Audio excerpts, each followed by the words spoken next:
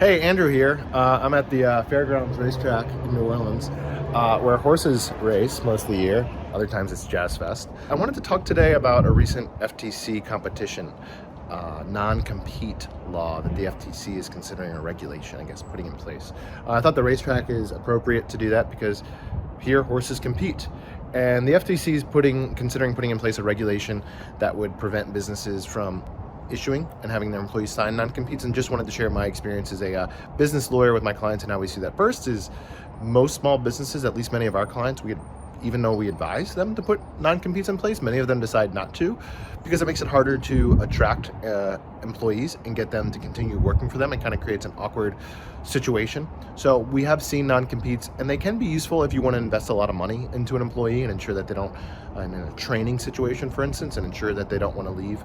But for the most part, it does seem fairly rare for businesses to have non-competes. So at least thinking about our clients, it doesn't seem like a regulation that would prohibit non-competes is really that big of a deal to them. Second is, the internet tends to say, well, non-competes are not enforceable.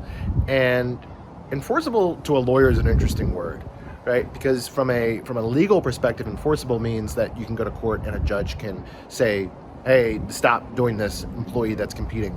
But from a practical standpoint, if one of the parties, typically the employer, has money, and the other party, the employee, the person who's trying to be enforced, does not have money, it creates a weird situation, because for something to be enforceable, that typically means you have two lawyers arguing over whether or not something should be enforceable.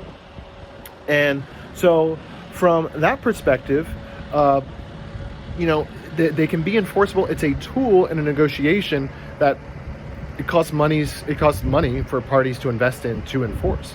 So think about that too, is that, you don't just go to court and walk up and ask a judge, is this enforceable?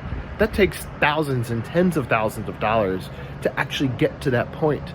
So there's this legal enforceability and there's this practical enforceability. And as long as a non-compete is actually drafted within the laws of the state, it's absolutely practically enforceable.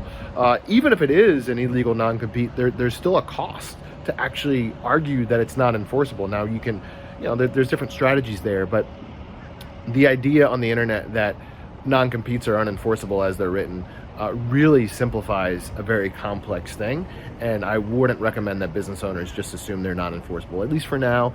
Assume they're not enforceable, and be aware of this FTC rule coming down the line, but also be aware that many business owners are being very successful without them too, so you might not need it. So take care. Thanks.